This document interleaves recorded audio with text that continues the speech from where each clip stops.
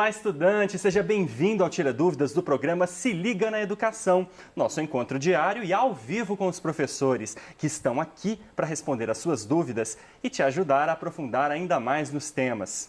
Hoje você assistiu às aulas da área de Ciências Humanas e, respeitando o distanciamento social, teremos apenas 2 professores por bloco. Nesse primeiro bloco, estão aqui comigo os professores Fernando Figueiredo, de História, e Márcio Marques, de Geografia. Conosco também os intérpretes Gilberto Santos e Fabiana Moreira, que você vê aí na tela.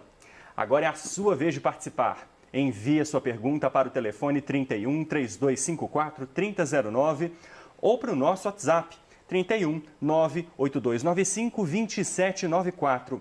E não se esqueça, fale o seu nome, cidade, escola e ano que você estuda. Lembrando também que a programação completa do Se Liga na Educação está no site estudeemcasa.educação.mg.gov.br. Professor Fernando, tudo bom? Tudo bem, Fábio.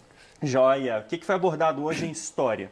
Bom, hoje nas aulas da professora Aline, do Ensino Fundamental 1, foi abordada a questão dos povos africanos para o 4º ano e patrimônio imaterial para o 5º ano.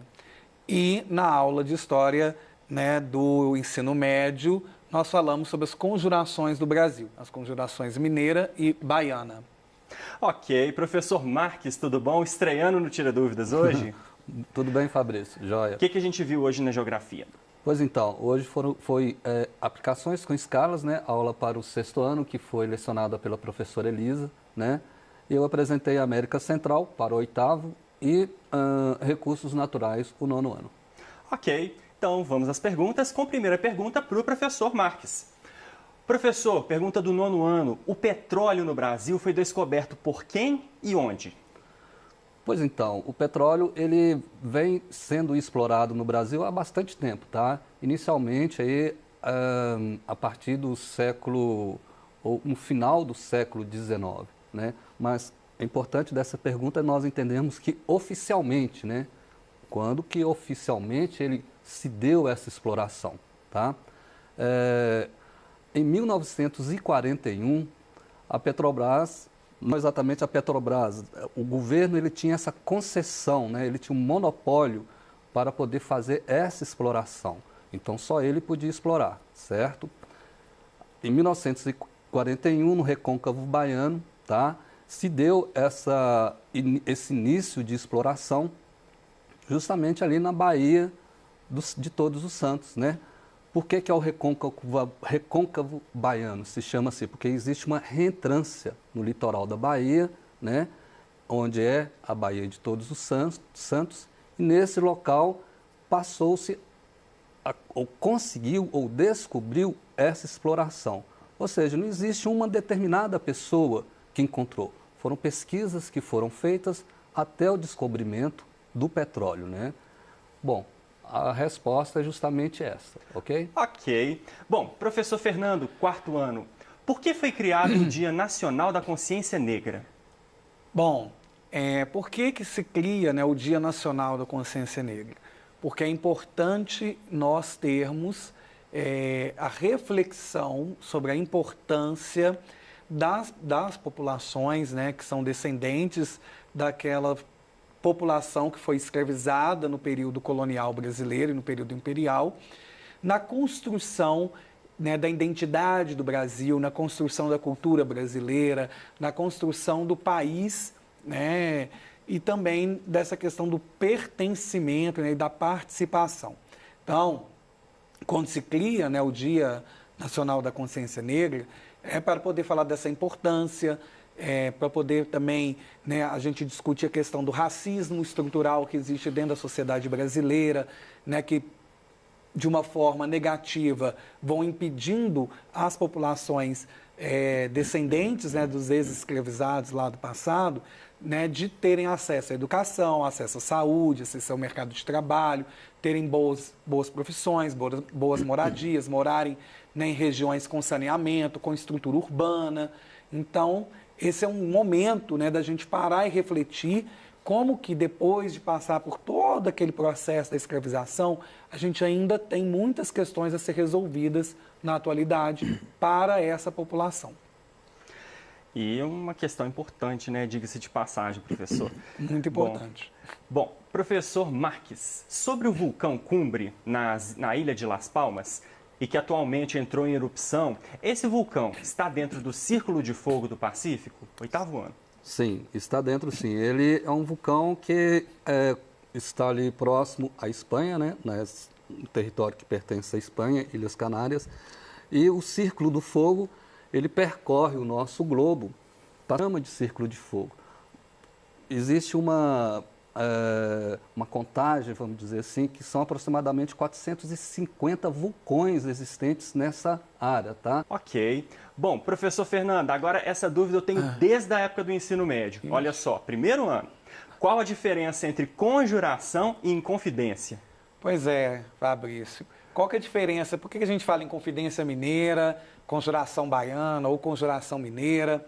É o seguinte, quando acontecem esses eventos, lá no final do século XVIII, a ideia é que as pessoas que participaram, elas traíram o governo de Portugal, traíram a coroa portuguesa. Então, como traidores, infiéis, inconfidentes, aqueles que não têm fidelidade, aqueles que não estão ali fidelizados à monarquia. E aí, conjuração tem a ideia de se reunir, né, debater, né, propostas de mudanças e realmente partir para ações que visem mudanças de melhoramento. Né? Ou na ideia de quem está fazendo esse agrupamento e discutindo essas ideias, o objetivo é melhorar. Tá? Então, essa é a diferença. Quando você fala em conjuração, você está falando de pessoas que se associam, que têm ideias em comum, tá? E que buscam mudanças daquela realidade em que elas vivem. E inconfidência é o outro lado, é o lado de enxergar aquele dali está me traindo, aquele dali, né, não está satisfeito com a maneira que eu conduzo. Então, por isso que no primeiro momento, quando, né, a história, ela, né, no primeiro momento, quando esses acontecimentos, né, eles estão controlados ainda pelo governo de Portugal, eles foram chamados de inconfidência. E depois, no revisionismo da história, a gente passa a chamar de conjuração, porque você traz a visão daqueles que se rebelaram, né, daqueles que queriam mudanças na realidade que eles viviam. Então, essa é a diferença entre confidência e conjuração. Explicado, então. Bom, e você, estudante, aproveita a oportunidade e envia sua pergunta para o professor Fernando ou para o professor Marques. Então, aqui só para tirar suas dúvidas de História e Geografia. Agora, professor Marques pergunta do 8º ano, o que é zona intertropical? Pois então, o nosso planeta ele está dividido, né, por áreas ou por zonas, assim melhor dizendo, né?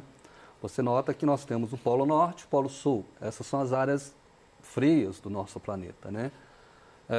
Entre esse Polo Norte e até o Trópico de Câncer ou até o Trópico de Capricórnio, né? Claro, dos extremos, né? Nós temos aí esse clima temperado, como nós podemos dizer assim, frio, temperado, e entre os dois trópicos, Trópico de Câncer e o Trópico de Capricórnio, passando pelo Equador, nós temos a área mais quente do planeta, né?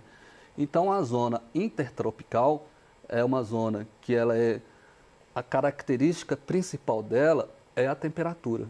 É uma zona que é mais quente e nós identificamos desta maneira. Olha, os países intertropicais, eles são países normalmente tropicais, né, que está no trópico, né, recebe maior radiação solar no planeta, ok? Ok. Professor Fernando, 5º ano, qual dos 7 patrimônios imateriais foi o primeiro a ser reconhecido e registrado? Bom, em Minas Gerais, a gente tem 7 patrimônios imateriais registrados. E o primeiro deles vai ser o queijo do Cerro.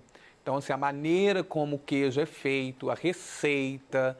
Então, você tem que pensar assim, né? A receita a maneira de fazer, quais são os ingredientes, né, o local e da onde vem a tradição também, né? Então, a maneira que os tropeiros tinham de fazer esse queijo, levando aí a maneira que era feita pelos portugueses em Portugal. Então, isso é introduzido na região. Então, vai ser o queijo do Cerro, o primeiro dos patrimônios imateriais de Minas Gerais a ser reconhecido e registrado. Ok. Bom, professor Marques, 9º ano, qual o principal recurso energético utilizado no Brasil? Pois então, atualmente, né, é a hidrelétrica. Haja vista esses problemas, essas crises, né, ambientais que nós estamos tendo. No Brasil possui aí 60% da energia hidroelétrica, ela é utilizada no Brasil. Então, com uma crise hídrica, você imagina um país tendo essa dificuldade desta produção de energia, tá? A hidrelétrica, ela corresponde a 60% que nós utilizamos nos nossos lares, por exemplo, nas indústrias, né? Nas plantações também, né? Que é necessário. E essa é a matriz energética utilizada no nosso país, tá? Ok. Professor Fernando, quais as motivações da Conjuração Mineira? Bom, por que então aqueles homens ali da elite mineira vão se conjurar contra o governo português? Eles são movidos pela questão de que, como são membros da elite, eram pessoas que tinham, né, se trabalhavam, né, eram ali responsáveis pela produção mineral, né, aurífera do estado.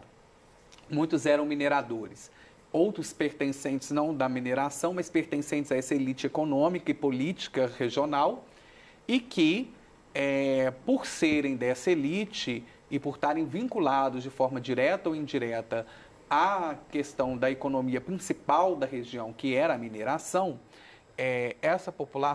esses homens, eles tinham dívidas com a coroa portuguesa, tá? E essas dívidas com a coroa portuguesa, elas estavam para ser pagas, né? A coroa portuguesa queria cobrar essas dívidas, que seria a derrama, né?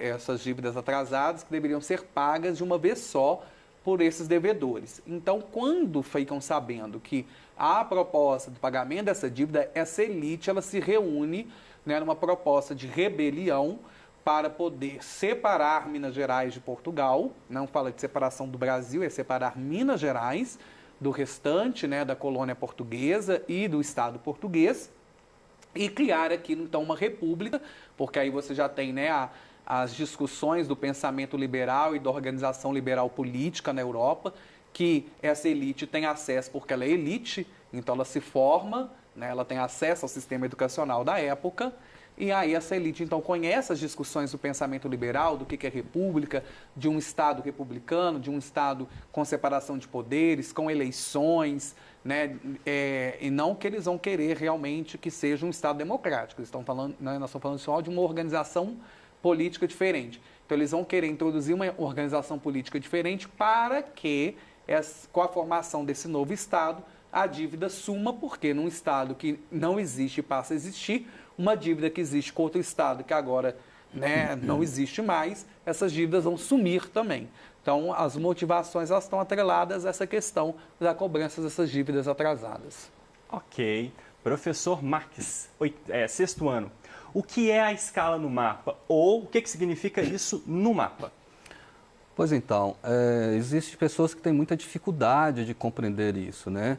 Mas é muito simples, você imaginar que a escala, né, ela tem o único objetivo, ou de ampliar ou de reduzir, tá, o objeto de estudo, né? Ou seja, pode ser uma metrópole, pode ser um objeto mesmo, né? Pode ser um mapa do Brasil, né? Que aí você tem essa possibilidade de estudá-lo, né? Bom, isso dá da seguinte maneira, quanto maior a escala, maior será, né, a área para estudar. Você terá um maior detalhamento, ok? E assim, ao contrário também, quanto menor né, a escala, menor vai ser o seu detalhamento da área. Bom, agora a gente tem uma pergunta da Sandra, ela daqui de Belo Horizonte, não especificou se é estudante ou não, mas tudo bem. A pergunta para o professor Fernando é a seguinte: para onde os ex-escravizados foram depois da libertação? Como conseguiram viver pós-escravização? Pois é, essa é uma questão bem interessante. Eu vou te contar uma memória pessoal, né? Teve uma novela, vou tentar lembrar o nome agora, mas enfim. Mas teve uma novela que o final dela, a última cena, era os escravizados e as escravizadas saindo da fazenda quando da abolição da escravatura, com 13 de maio. E uma pessoa que estava assistindo virou para mim e falou assim, para onde que esse povo está indo? E isso é uma coisa que durante muito tempo não era discutida nas escolas, né? Para onde foram os ex-escravizados e as ex-escravizadas? Pois é, quando eles são libertados, né? Mas é uma população que não tinha para onde ir, nunca tiveram salário, nunca tiveram residência, né? Foram colocados em liberdade, mas sem nenhuma estrutura do Império Brasileiro para uma reinserção, porque eles são inseridos na sociedade do Império como escravizados. Então, eles têm uma inserção ali dentro, tá? Eles têm um posicionamento. Agora que vem a lei que dá essa liberdade para eles, eles não foram inseridos, né? Então, assim, com o que vão trabalhar? Onde vão morar? Do que vão sobreviver? Então, isso não foi pensado e nem foi colocado para eles, não. Simplesmente deram a liberdade. Então, dessa forma, muitos vão permanecer nos locais, então vão fazer assim, né, eu troco a alimentação e a habitação e continuo trabalhando, então, ou seja, né, mantém aquela relação escravagista que existia anteriormente, porém sem a ideia de pertencimento a alguém, e muitos, né, vão para as grandes cidades em busca de oportunidades e vão chegar lá e vão ter dificuldades de ter emprego, vão ter dificuldade de conseguir, por exemplo, pagar um aluguel. E é daí que então que vai se formar as regiões favelizadas, as aglomerações urbanas, que são tão comuns na nossa realidade. Então, elas começam ali nesse processo da abolição, tá?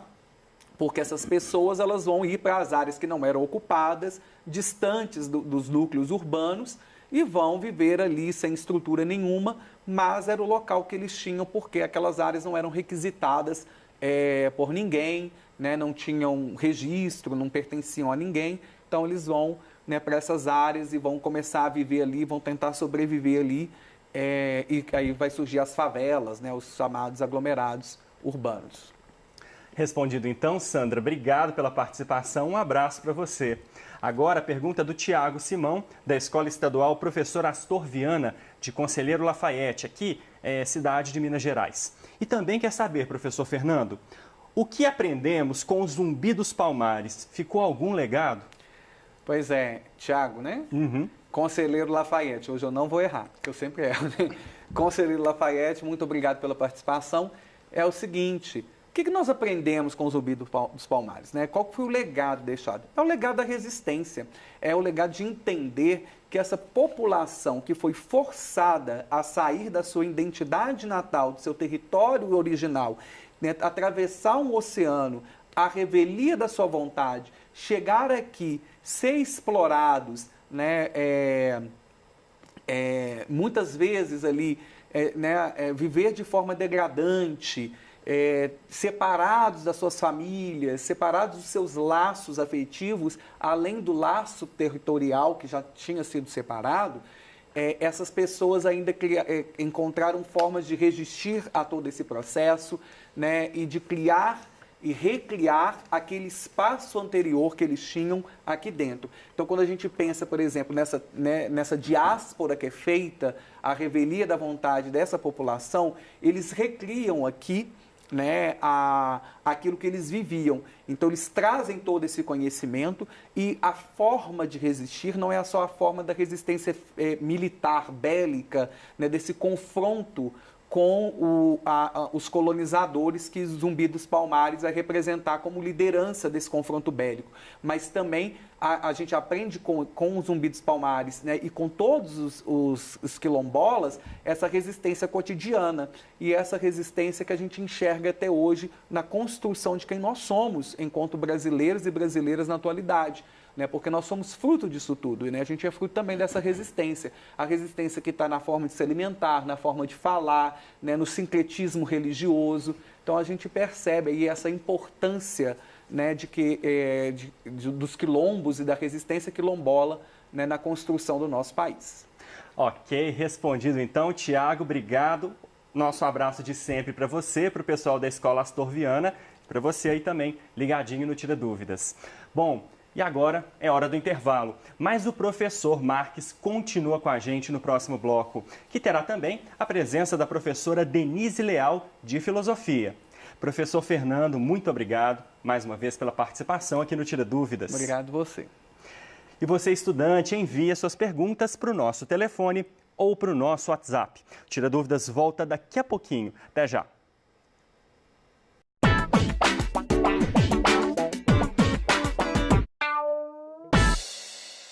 Como a fotografia ajuda a contar uma história no cinema?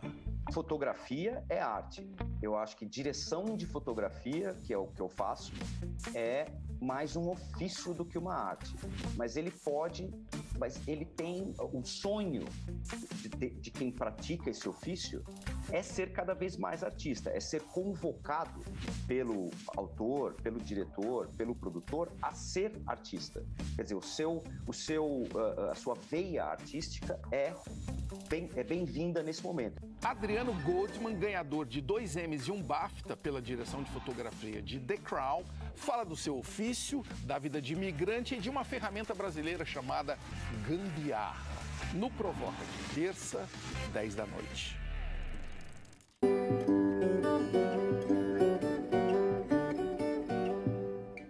É impossível imaginar Belo Horizonte sem a Pampulha, porque ela unificou uma arquitetura que transformou o Brasil com as artes plásticas, né? Foi uma junção de astros aí que fez acontecer de juntar o Niemeyer com o Sesquiat, com o Burle Marx, com Pedrosa, com os Zamoyski, enfim.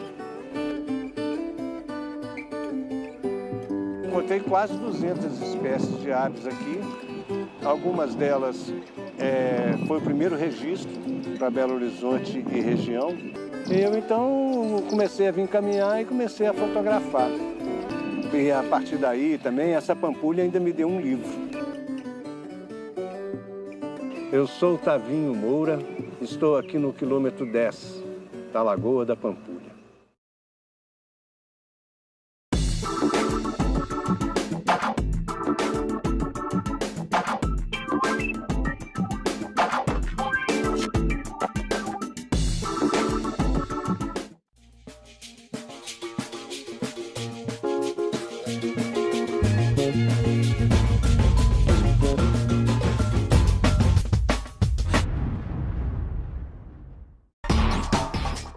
Que lugar os livros ocupam na sua vida? Já experimentou a sensação de sentar em uma praça, abrir um livro e esquecer o tempo? E o prazer em conversar com um amigo sobre o livro que acabamos de ler ou o autor que acabamos de descobrir? Então, hora de ganhar as ruas, virar a câmera e dar voz para o leitor. Entender o lugar da palavra escrita e dos livros na era digital. Conversações. Literatura em movimento.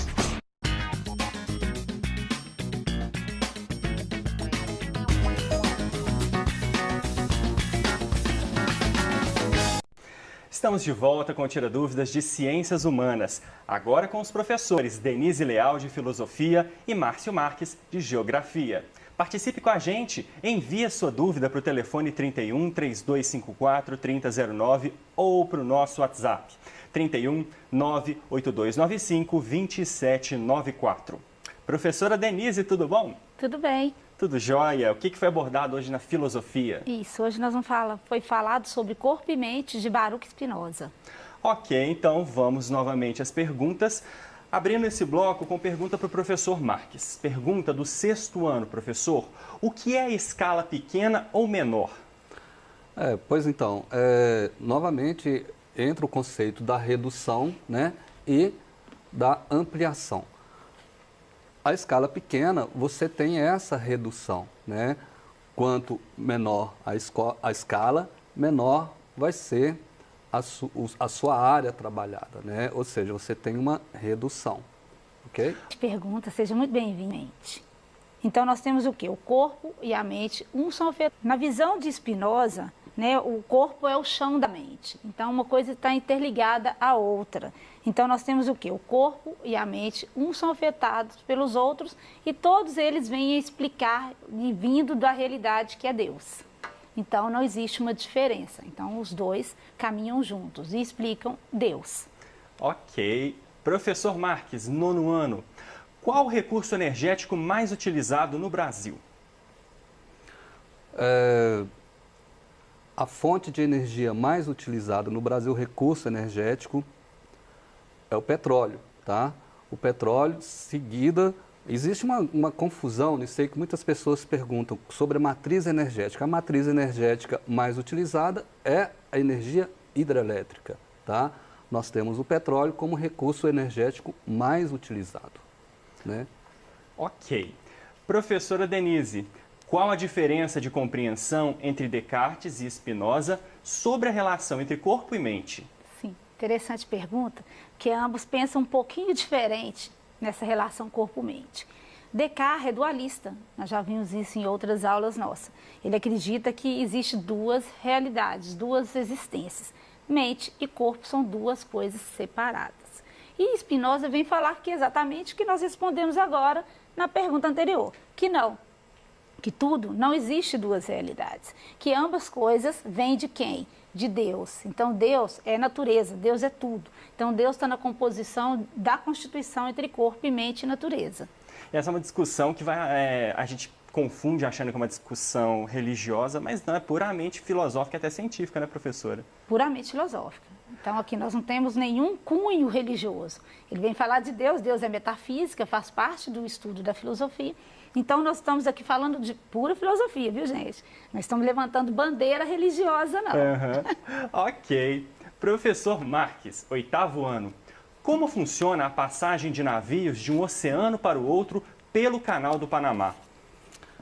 Pois é o sistema de elevação, né? Entendendo que o Canal do Panamá ele vem integrar ou ligar, né, o Oceano Atlântico com o Oceano Pacífico, né? Então, essas grandes embarcações, né, elas precisam dessa passagem justamente para não precisarem de dar essa volta toda na América do Sul, né? E esse sistema ele é feito através, como se fossem elevadores, tá? O Oceano Pacífico ele é um pouco, a placa oceânica, né, do Oceano Pacífico, ela é um pouco abaixo da placa do Atlântico e isso possibilita, né, através da engenharia, possibilitou que essas embarcações pudessem utilizar esse sistema de elevação ou elevadores, tá? Essa é a mesma lógica daquele canal onde o transatlântico encalhou e impediu a passagem, né? O canal de Suez? O canal de Suez, exatamente, tá? Impede ali, existe um congestionamento, né? E aí não tem embarcação nenhuma que consegue fazer esse trajeto, né? O canal de Suez, ele liga, se não me engano, é o Oriente Médio, parte da Ásia com a Europa, né? No nosso caso aqui, liga a costa oeste, né? O Oceano Pacífico, né? Com a costa leste, que é o Oceano Atlântico. E 1 hora de encalhamento dá um prejuízo enorme, né, professor? Não, você imaginar que essa passagem, uma embarcação leva aí cerca de 8 horas para passar, né? Para atravessar, né, de um ponto para outro. Se você ficar 1 hora preso, né, num congestionamento, né, de navio, é um prejuízo muito grande, né? Ok. Bom, professora Denise, qual é o conceito de conatos? Conatos que fala? Conatos. Conatos, na teoria de Spinoza. Sim, muito interessante essa pergunta. Que conatos é o esforço de algo para continuar sendo algo, para poder crescer, a existir e aprimorar. Eu até anotei uma frase muito interessante. Cada coisa, à medida que existe em si, esforça-se para preservar em seu ser. Então, conatos é isso, o esforço que nós fazemos do corpo para continuar aprimorando, preservando, aprimorando e crescimento total, entendeu? Então, o conatos é exatamente esse esforço de algo para continuar sendo algo. É meio estranho, né? Parece meio interessante, mas é o esforço do corpo físico para continuar em crescimento, para continuar se esforçando para melhorar e aprimorar. Bom, se você, estudante, está com alguma dúvida ligada à filosofia ou geografia, a hora é agora. Manda a pergunta para a professora Denise ou para o professor Marques, que estão aqui só para tirar as suas dúvidas. Agora, professor, 8º ano, qual tipo de movimento se deu pelo encontro das placas de Cocos e do Caribe? São encontros de placas, né? São placas que convergem, né? Elas convergem. Uma placa ela é mais espessa, né, do que a outra, e existe o movimento de subducção, que é exatamente essa placa que é mais espessa, ela passa por cima, né, da placa de menor espessura, vamos dizer. E existe esse afundamento de uma, né? Esse é o movimento que é feito, justamente esse, né? Do encontro dessas placas, uma passa por cima da outra. Bom, e agora a gente tem mais uma pergunta então para o professor. Como funciona a escala no Google Maps, professor, 6º ano? Ok. Pois então, é uma forma bem interessante de se entender isso, né? Sobre o aspecto da escala. Toda vez que você der o zoom, ou voltando, né? Se você a abre, logicamente você vai estar abrindo o Google Maps, certo? Ou o Google Earth, né? Google Terra, por assim dizer. Você vai dar o zoom, você vai estar ampliando, certo? Você vai estar aumentando a sua área, ou seja, o seu nível de detalhamento daquela área, ele corresponde a um nível de detalhamento maior. Você começa a ver lá os nomes das ruas, você começa a observar o comércio, né? Então, esta é a ampliação. E, ao contrário, né, quando você reduz, né, quando você dá o Alt, né, ou você reduz o zoom, você tem esse nível de detalhamento menor, passando a entender a região por si só. Então, essa aí é a parte do detalhamento, né? A parte do Google Maps mais importante. Você consegue se orientar, se localizar e assim observar pequenos detalhes, né? Que a internet, através do satélite, fornece para você. Bom, agora a gente tem uma pergunta novamente da Sandra. A Sandra é daqui de Belo Horizonte e pergunta, professora Denise, na pandemia a mente afeta o corpo e como trabalhar a mente? Obrigada, Sandra, por sua participação. Continue mandando mesmo participando. Excelente pergunta. Sim, claro, dentro do contexto que nós estamos falando hoje aqui, da aula, né, de hoje, corpo e mente, sim, a pandemia é um fator externo ao nosso corpo. Nós somos corpos e somos afetados por tudo que é externo. Afeta, sim. Afeta o emocional, o nosso comportamento, principalmente a questão financeira, econômica, de saúde, os sentimentos que isso vão causar em nós, o que nós chamamos de afetos, de tristezas, afetos negativos que vão acontecendo com a gente. Sim, a pandemia afetou muito essas questões dos afetos que nós vamos absorvendo externamente. Então, os acontecimentos externos que influenciam diretamente no nosso pensamento. E agora, professor, o Tiago Simão, que é da escola Professor Astor Viana, de Conselheiro Lafayette, ele quer saber qual era a posição de Bento Spinoza em relação ao ser humano. Sim, obrigado pela participação, Tiago. Exatamente essa. Para Bento Spinoza, nós somos corpos que somos afetados pelo externo.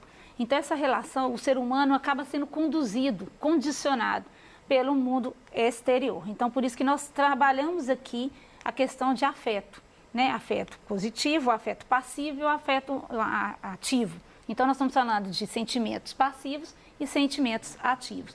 Sim, tem uma influência direta. O ser humano, então, é um corpo que é condicionado nessa existência pelas coisas que afetam ele externamente. Ok, Tiago e Sandra participando mais uma vez nesse bloco. Muito obrigado pela participação e presença de vocês dois aqui no Tira Dúvidas. E se pintar mais dúvida, pode mandar para cá. Professor Marques, 9º ano, o carvão vegetal é uma fonte de energia renovável? Sim, senhor. Carvão vegetal. Por sinal, ele ainda é muito utilizado no Brasil, né? O carvão vegetal é claro, né, gente? Nós estamos falando de reflorestamento. Nós não estamos falando mais de ou matas ou florestas, né? Ou madeira nativa, ok? Isso é muito bom deixar claro, porque as pessoas imaginam que é uma fonte de energia que não é renovável, mas é sim, tá? O carvão vegetal ele é muito utilizado, por exemplo, nas siderúrgicas, né? Onde é feito, onde a composição dele participa da fabricação do aço, ok? Por isso que ele é muito utilizado nas indústrias brasileiras e principalmente aqui em Minas Gerais, tá?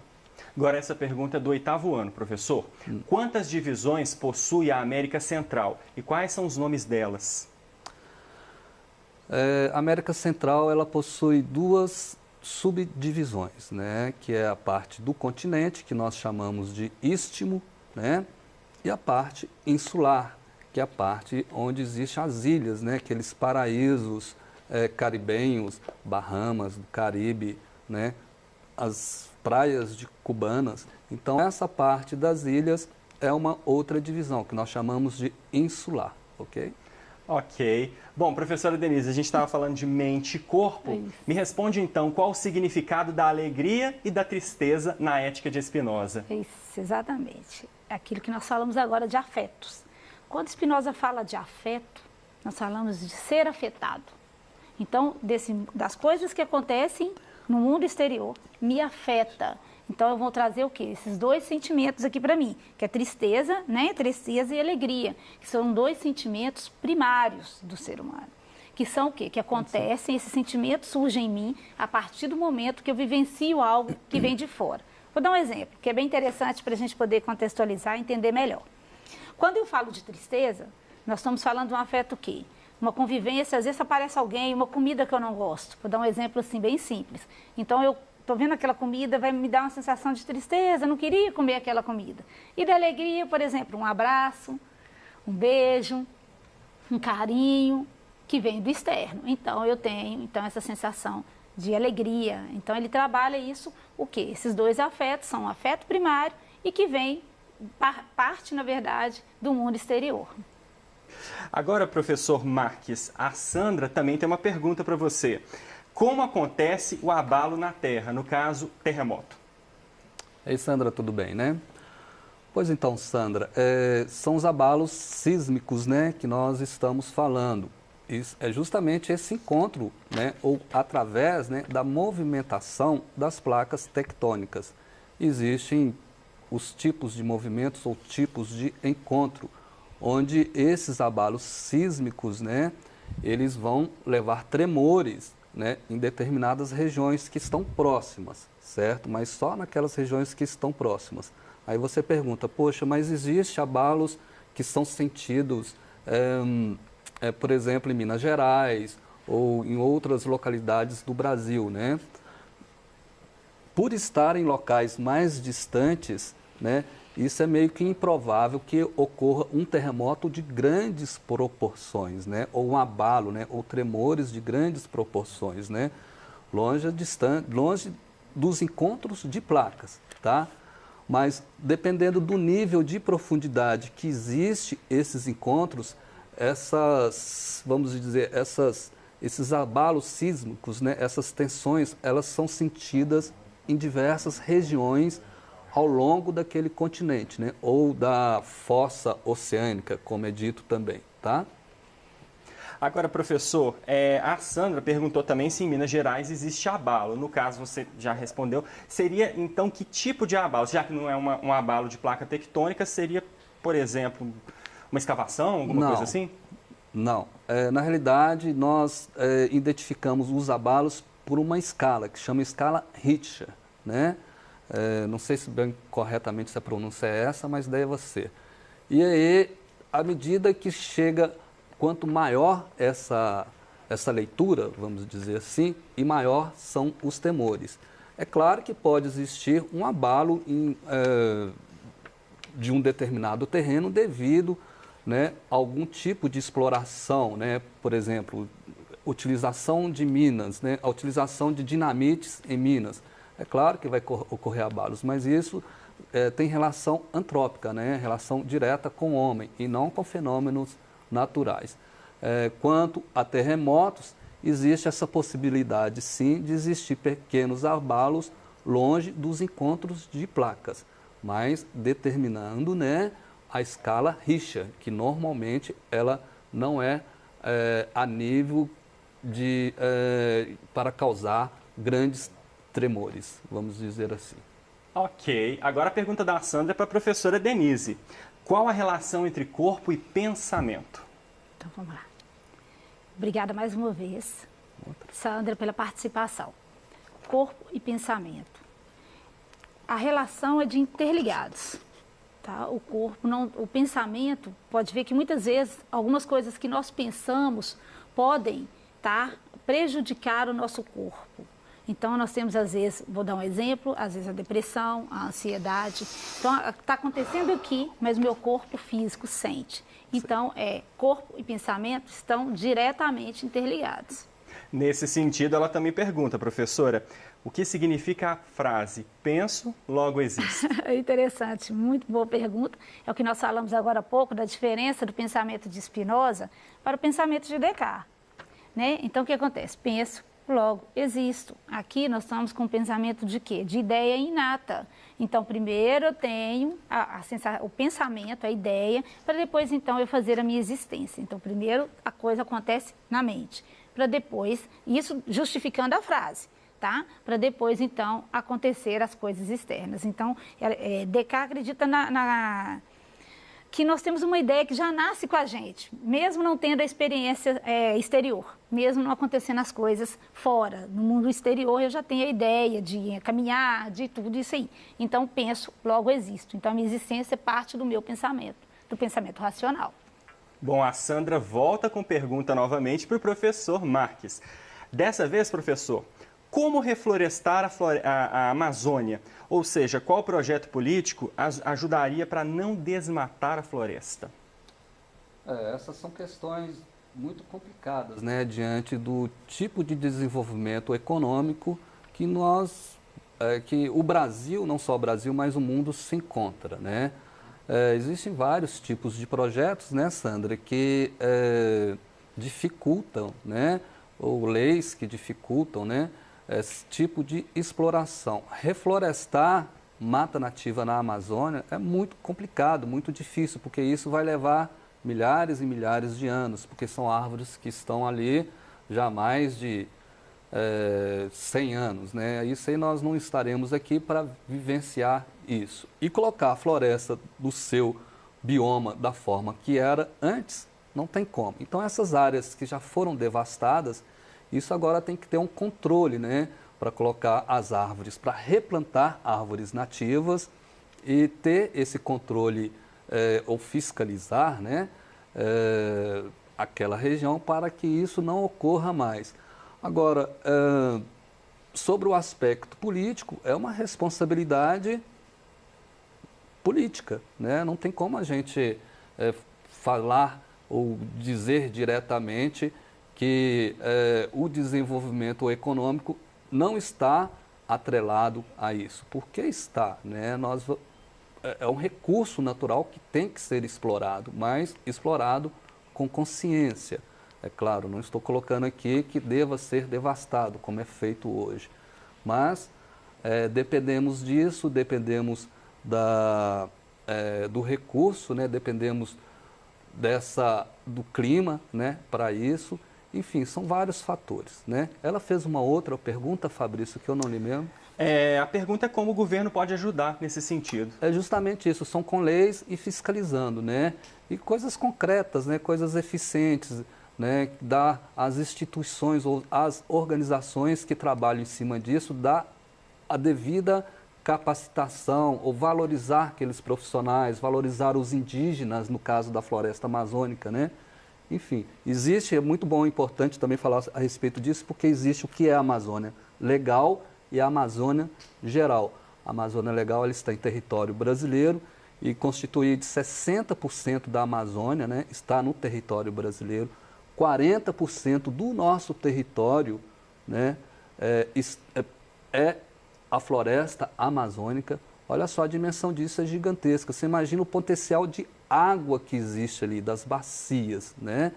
Então, são questões aí para serem melhores debatidas, melhores explicadas, né? E isso deve ser levado ao público sempre. Você vê as questões dos incêndios, né? Por exemplo, que ocorreram nesses últimos anos. Poucas pessoas conhecem ou estão sabendo disso, né? E, no entanto, a comunidade internacional conhece todos esses fatos, né? Então, as políticas públicas, elas são de extrema importância, né? E nós, brasileiros, temos também que cobrar isso de nossos políticos. Ok, professores. Bom, a gente vai fazer mais um intervalo, mas no próximo bloco estarão conosco os professores Rodrigo Barbosa, de Geografia, e Tassiana Brasil, de Ensino Religioso. Professora Denise e professor Marques, obrigado pela participação aqui no Tira Dúvidas hoje. Nós que agradecemos. Muito obrigado Obrigada. a todos e a todas, né?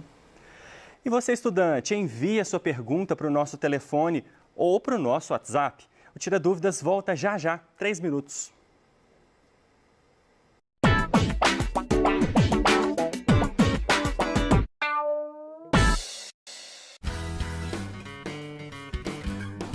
Olá!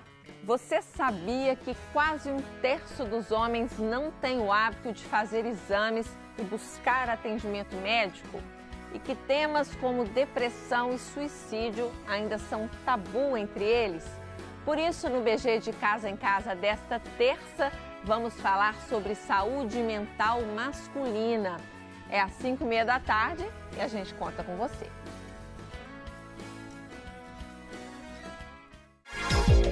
Rede Minas, agora também no canal 520 da NET HD. Sintonize. O Estatuto da Igualdade Racial, ele trouxe principalmente esse reconhecimento de que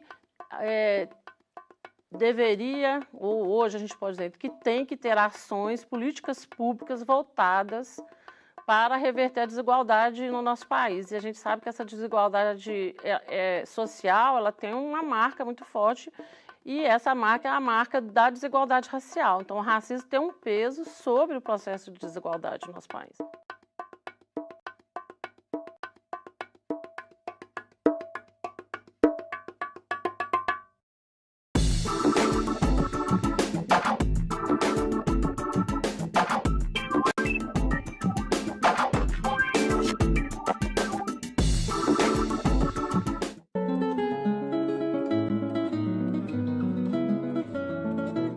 Estações em nova temporada. Porque o trem, além de ele ter sido para transporte de passageiros, né, e de outros e de carga, ele também transportava cartas e telégrafos, né? Então, foi assim muito importante para a vida e desenvolvimento da cidade de Curvelo. Em breve. Trem bom é ser mineiro. Rede Minas, seu lugar, seu mundo. Olá, como usar a água de maneira consciente e eficiente? Esse é o tema do 24º Simpósio Brasileiro de Recursos Hídricos. Profissionais do mundo todo compartilham questões como planejamento e gestão, hidrologia urbana, proteção de mananciais e a recuperação ambiental de bacias. Opinião Minas vai ao ar logo mais às 8h em ponto e eu te espero. Até lá!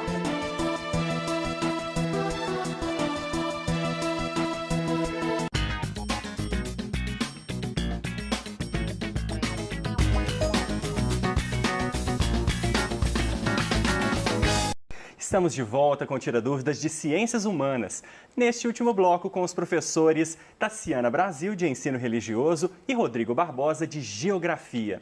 Participe com a gente, ainda dá tempo. É só ligar para o telefone 31 3254 3009 ou enviar mensagem para o nosso WhatsApp. 31 98295 2794. Professora Tassiana, tudo jóia? Tudo jóia, Fabrício. Tudo. Ensino religioso, qual foi o tema? Bom, hoje foi uma aula para o 7º ano e o tema foi intolerância religiosa. Tema importantíssimo, né? Sim. Bom, professor Rodrigo, tudo bom? Bom dia, Fabrício. Bom dia, professora Tassiana. Bom dia, aluno. Bom dia. Nas suas aulas, o que foi abordado? Olha, tem muita ligação com a aula da Tassiana, porém com o ensino médio, né? No caso do 2º ano, falamos sobre a questão do povo palestino, principalmente esse conflito entre israelenses e palestinos. E também nós falamos no 3º ano com a xenofobia na Europa. Turbulências, né, nos últimos tempos em relação a esse processo de imigração em massa para o continente. Então, muito assunto para ser abordado, né? Isso aí. Então, a gente começa abordando os assuntos com pergunta para o professor Rodrigo. 2º ano. Vamos Professor, lá. Qual foi o movimento responsável pela criação do Estado de Israel? Pois é, quando a gente pega esse processo histórico de formação desse Estado independente, né, que a gente fala desse conflito, dessa ocupação desse território entre palestinos e israelenses, então o principal movimento responsável por isso foi chamado de sionismo, tá? Então foi ele esse principal movimento aí que deu ao processo de formação aí, que deu esse gancho para a formação do Estado de Israel. Professora Tassiana, 7º ano, o que é intolerância religiosa? Conta. Bom, intolerância religiosa é toda forma de discriminação, de preconceito ou mesmo de tratar diferente alguma pessoa por causa da sua opção religiosa. E lembrando que, às vezes, essa questão da intolerância religiosa está profundamente ligada também com o preconceito étnico. E eu estou chamando a atenção do preconceito étnico porque a gente, aqui no Brasil, costuma pensar principalmente na relação entre negros e brancos, mas não só. Igual, por exemplo, o professor Rodrigo hoje está falando muito sobre o Estado de Israel, é uma relação entre brancos e brancos com relação aos judeus. E, às vezes, eles sofrem também preconceito pela sua origem e, junto com a sua origem, pela religião de seu povo. Ok. Quer complementar, professor? Não, tranquilo. Nós vamos falar muitas coisas aí, muitas ligações disso. Então, aproveitando o ensejo, aí, existe diferença entre árabe e muçulmano? Porque muita gente coloca todo mundo num pacote só. Todo mundo é árabe, muçulmano. Aí nós temos que saber separar algumas coisas. Aí, como a Tassiana já falou, o árabe já é um grupo étnico, né? Já o muçulmano é quem pratica o islamismo, que aí nós temos, que até falei na aula, essa questão da intolerância religiosa em relação ao islamismo, que é muito grande, principalmente fora da região, por causa do quê? Nós temos até, eles falam islamofobia, né? Justamente que eles pensam que todo o pessoal que pratica o islamismo são terroristas, já tem essa ligação, que é ligada à área da religião, a intolerância religiosa, pensar no quê? Que o islamismo, todo mundo islâmico é terrorista, porque foi criado isso a partir da questão das Torres Gêmeas nos Estados Unidos, já criou esse preconceito em relação ao islamismo. Então, a diferença entre os dois é isso. Então, o árabe é as pessoas ligadas ao grupo étnico. Já o muçulmano, as pessoas ligadas a quem pratica a religião islâmica, né? E eu gostaria de fazer uma observação, porque quando nós falamos sobre muçulmanos e islamismo, o islâmico e o muçulmano são adjetivos diferentes para a mesma religião. Fazem parte das 3 religiões mais monoteístas, mais importantes na formação da cultura, principalmente da cultura ocidental. A gente tem o judaísmo, que é a mais antiga delas, depois o cristianismo e depois o islamismo. Estou falando em ordem de surgimento das religiões. Então, são 3 religiões monoteístas, são religiões abraâmicas. O que isso quer dizer? Que são ligadas à história de um homem chamado Abraão, que viveu lá no Oriente Médio há mais ou menos uns 4, 5 mil anos atrás. Então, essas 3 religiões fazem referência à experiência desse homem, Abraão, que deixou de ser politeísta, que deixou de adorar vários deuses para adorar um único Deus. Então, quando nós falamos em judaísmo, cristianismo e islamismo, nós falamos de religiões que têm uma origem comum. E a gente vê essas três religiões convivendo, coexistindo na cidade de Jerusalém, né, professor? Isso mesmo. Justamente porque é a região em que Abraão viveu. Era uma cidade que se tornou importante para as três religiões. Exatamente, essa terra, né? A terra prometida, terra né? Santa, tem muito né? disso, né? A terra santa, a terra e é uma prometida, cidade lindíssima, né? também, né? Pois é, uma vontade de um dia conhecer, quem sabe. Fazer uma excursão, né? Bom, professora Tassiana, 7º ano, por que a intolerância religiosa fere os direitos humanos? Porque os direitos humanos, vamos recordar o que são direitos humanos. São direitos que todas as pessoas devem ter, independente da sua origem, da sua classe social, da sua nacionalidade. São direitos para seres humanos. Um desses direitos é o direito à liberdade de consciência e também o direito à vida, quando nós falamos de religiões que estão ligadas a grupos étnicos. Então, quando a gente pensa na intolerância religiosa, nós estamos pensando em algo que fere a liberdade dessa pessoa e que muitas vezes ofende também a sua origem. Não é assim que a gente fala, fala assim, fulano de tal xingou a mãe do outro. A gente fica ofendido com uma coisa dessa. Imagine xingar todos os seus antepassados do povo que você veio. Aqui no Brasil, pela miscigenação, pela quantidade de povos diferentes que nós temos aqui compondo a nossa população, a gente não tem tanto esse sentimento de nação quanto outros grupos no mundo têm. Mas o fato é que a intolerância religiosa muitas vezes fere não só a opção de uma pessoa, mas de todo um povo. E isso, com certeza, vai contra os direitos humanos. Verdade. Professor Rodrigo, vamos lá. 2º ano, o que foi a intifada? Quando a gente fala de intifada, a gente fala de revolta, tá? No caso aí dos palestinos em relação aos israelenses, tá? A chamada primeira intifada nós tivemos, parece que foi no ano de 1987, tá? Chamada Guerra das Pedras, que foi essa intifada, ou seja, essa revolta popular do palestino contra os israelenses. Por quê? Nesse período nós tivemos ali, com a ocupação dos militares israelenses na região, tá? Você teve ali um caminhão que passou ali naquela região, onde tinha muitos palestinos, e acabou acontecendo ali um atropelamento em massa dessa população, que causou aí, claro, problemas seríssimos, graves e mortes. Então, ali você tem a primeira intifada, ou seja, esse primeiro momento que você tem uma revolta, tá? E no caso, vamos dizer assim, vamos lá, né, pensar o seguinte, você já tinha um processo já histórico, já dos palestinos insatisfeitos com a questão da criação do Estado de Israel.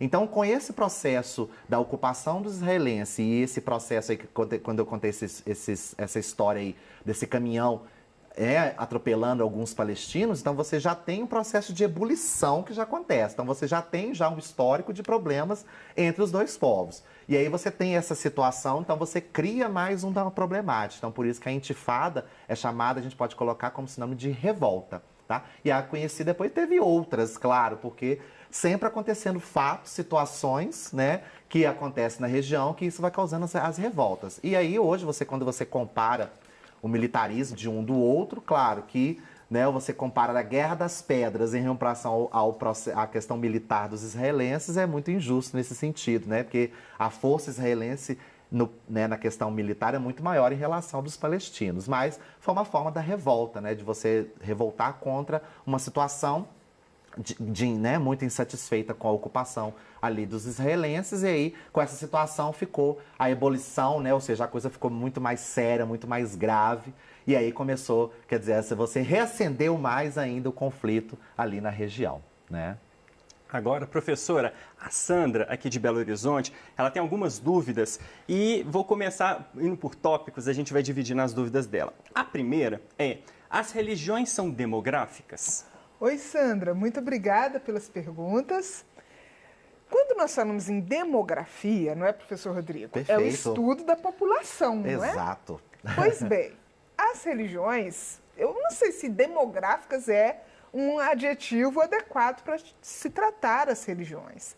mas nós podemos falar num estudo demográfico das religiões, que vai demonstrar, por exemplo, que o Brasil é um país de maioria cristã, enquanto que o Irã é um país de maioria islâmica.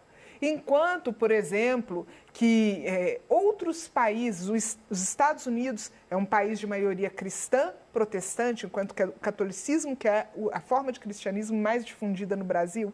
Então, nós podemos falar de estudos demográficos que ajudam a compreender a distribuição das religiões no mundo. Só te perguntar, a Sandra, será que ela queria saber, seria essa concentração da população da religião, seria isso? Né? Igual ela explicou bem, né? A concentração da população, né? Então eu acredito que sim. Poderia né? ser, né? Não sei, que ela pensou que poderia estimular, incentivar, né? A população está concentrada cristã num lugar por causa da... Talvez seja. Estímulo, né? Não sei. O fato né? é que as religiões se concentram por esse crescimento, esse movimento cultural. Então, quando nós pensamos na cultura ocidental, ela é fortemente influenciada pelo cristianismo. Então, nos países ocidentais, nós temos um número maior de cristãos do que em alguns países orientais. Isso tem muito a ver com a formação cultural das nações também. Agora, a Sandra quer saber também, professora, se Deus é um e o diabo é outro? Tipo irmãos gêmeos? Pois a formulação, quando a gente fala da identidade de Deus, da identidade do diabo, da identidade de outros seres espirituais, isso já é uma formulação teológica. Cada religião tem a sua própria formulação teológica. Então, cada religião vai compreender Deus, ou as religiões que tiverem mais de um Deus, ou a religião que acreditar na existência de uma força maligna, de um demônio, vai compreender isso de uma forma diferente. O que a gente tem um problema sério, principalmente vivendo num lugar de diversidade cultural como é o Brasil, é que às vezes a pessoa tem uma religião e aí ela não consegue compreender a religião do outro. E aí a pessoa tende a interpretar a religião do outro como errada, como demoníaca. E não para pensar que da mesma forma que ela acha que está certo, o outro também acha. Que nós não estamos falando de pessoas aqui que escolheram uma religião tentando fazer o mal para alguém. Mas nós estamos falando de pessoas que acreditam que estão fazendo o seu melhor. Pode ser que você não concorde com a opinião do outro. Pode ser que você ache que o outro não fez uma escolha legal, mas ainda assim cabe a todos nós respeitar, porque se a gente não respeita, a gente está praticando intolerância religiosa, estamos indo contra um direito humano e estamos limitando também a capacidade da outra pessoa se expressar. Porque, afinal de contas, quem tem uma religião, a gente sabe que fé não é uma coisa que tem como comprovar. Não existe uma prova científica de que tal religião é verdadeira, tal religião é falsa. Então, cabe a todos nós respeitar o outro no seu direito de escolha e na sua forma de acreditar.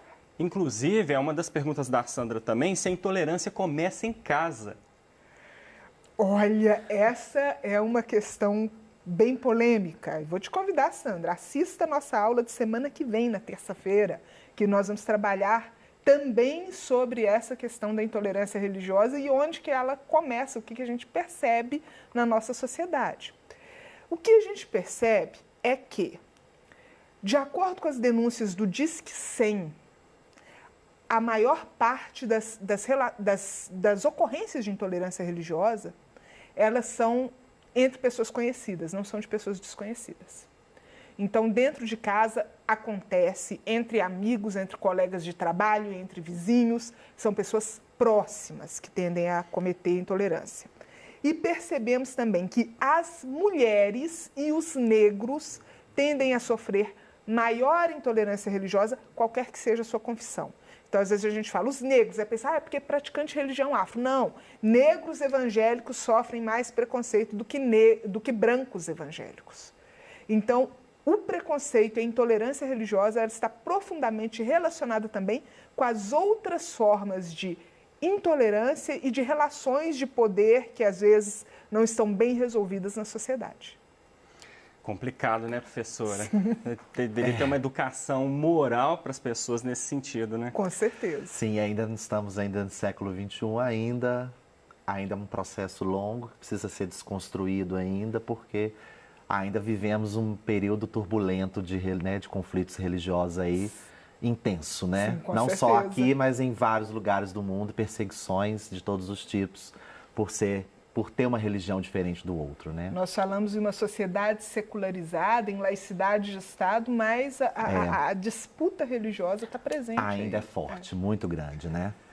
E, inclusive, professor Rodrigo, a pergunta do segundo ano para você é: qual a relação entre a Segunda Guerra Mundial e a criação do Estado judeu? Pois é, justamente, né? Nós pegar ali, vamos lembrar da Segunda Guerra, Holocausto. Acho que nada melhor para exemplificar essa perseguição.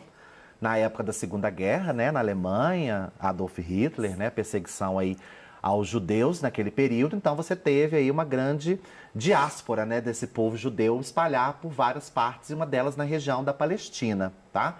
E aí que você tem, qual que é a relação em relação a isso? Justamente por quê?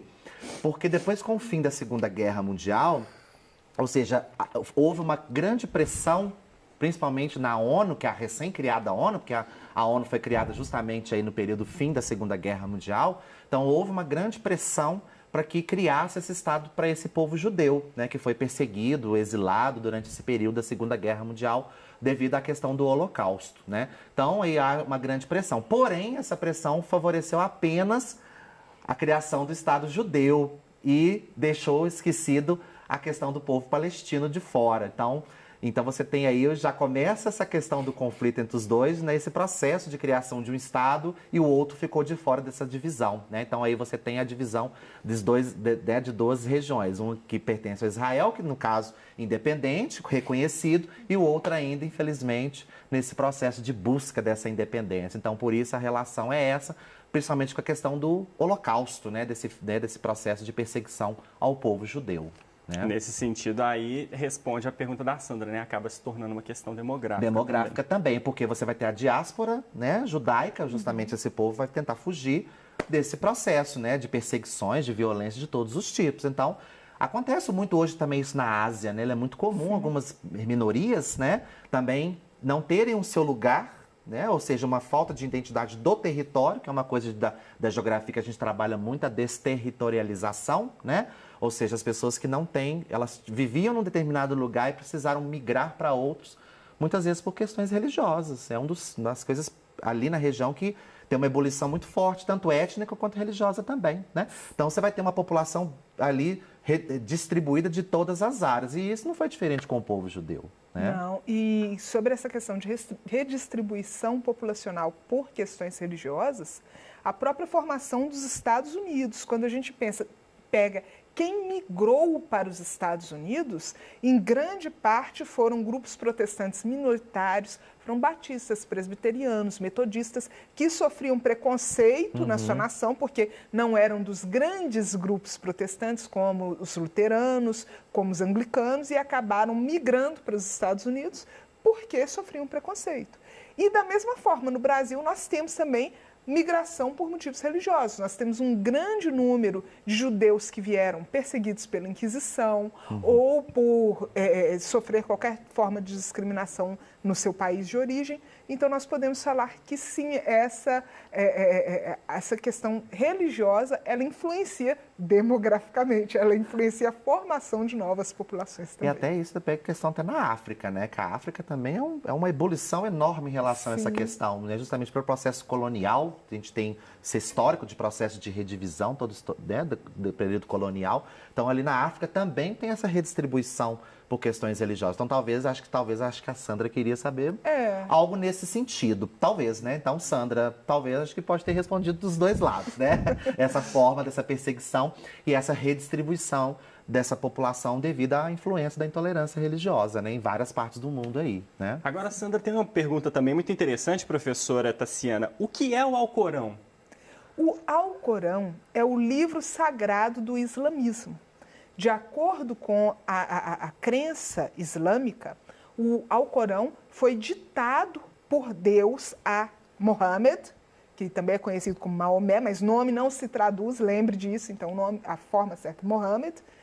E aí, agora vocês pensem no fenômeno, agora vou entrar no assunto de língua portuguesa aqui, no fenômeno de uma pessoa que não sabia escrever e que se tornou o escritor de um dos livros mais famosos do mundo.